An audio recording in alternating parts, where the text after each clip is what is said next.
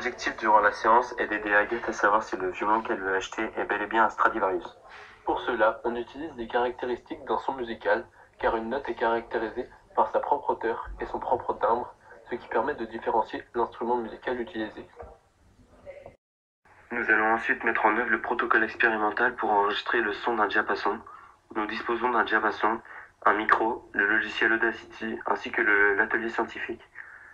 Pour exercer le protocole expérimental, nous allons jouer une note sur le diapason et l'enregistrer à l'aide d'un micro sur Audacity.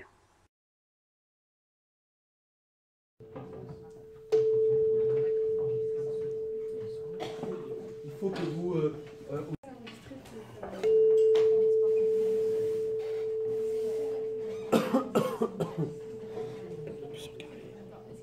Après avoir enregistré la note jouée, nous obtenons cette onde sonore. Grâce au logiciel Audacity, nous pouvons élargir l'enregistrement à telle fin d'observer avec une meilleure précision les perturbations de l'onde. Une fois l'enregistrement fait de ce son, nous observons une onde sonore périodique sinusoïdale. Nous pouvons donc calculer sa période à l'aide du temps donné sur 10 périodes. Pour calculer sa période, il suffit de diviser le temps par le nombre de périodes, ici 10 périodes choisies. Nous calculons donc après sa fréquence avec la formule 1 sur T, ce qui nous donne une fréquence de 458 Hz.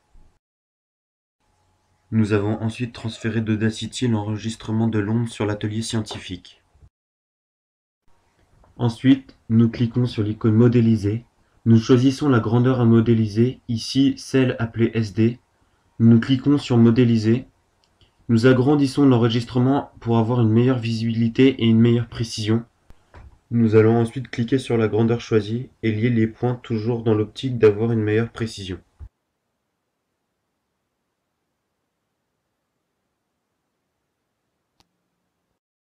Ensuite, nous avons élargi l'enregistrement pour avoir une meilleure visibilité des perturbations de l'onde.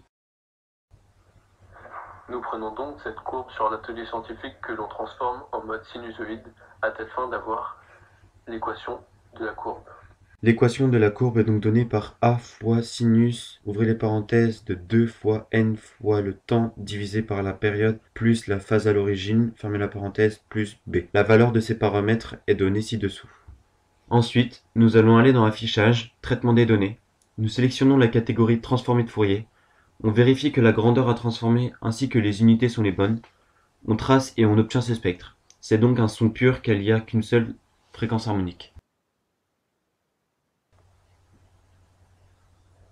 Ensuite, avec le même procédé que pour le son 1, nous allons calculer la fréquence, la période et analyser le spectre transformé de Fourier pour les sons 2, 3, 4 et 5. Pour cela, on sélectionne une portion de 5000 échantillons maximum.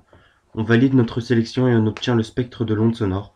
De là, on peut obtenir le spectre du transformé de Fourier avec la même méthode que pour le son numéro 1. Ici, on observe le spectre de l'onde sonore et le transformé de Fourier du son numéro 2.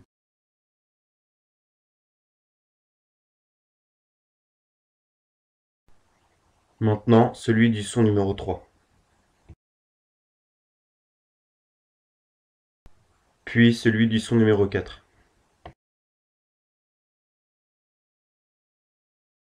Et enfin, celui du son numéro 5. Pour synthétiser les différentes informations que l'on peut avoir sur les différents sons, nous les avons regroupés dans un tableau. Dans ce tableau, on y retrouve le dessin de la forme de l'onde sonore, la période, la fréquence, la note jouée, le dessin du spectre du transformé de Fourier, la fréquence fondamentale, ainsi que les fréquences harmoniques. Pour répondre au problème posé qui est d'aider Agathe à savoir si son violon est vraiment Stradivarius, nous allons comparer un vrai Stradivarius à celui qu'elle souhaite acheter. En effet, un Stradivarius a sa forme de l'onde sonore toujours similaire, mais de périodes et de fréquences différentes, quelle que soit la note jouée. Donc pour savoir si Agathe va réellement acheter un Stradivarius, il suffit de jouer plusieurs notes du violon, les enregistrer et étudier leur forme de l'onde sonore. Si toutes les notes ont la même forme générale, alors c'est un Stradivarius. Si elles ne l'ont pas, c'est que ça n'en est pas un.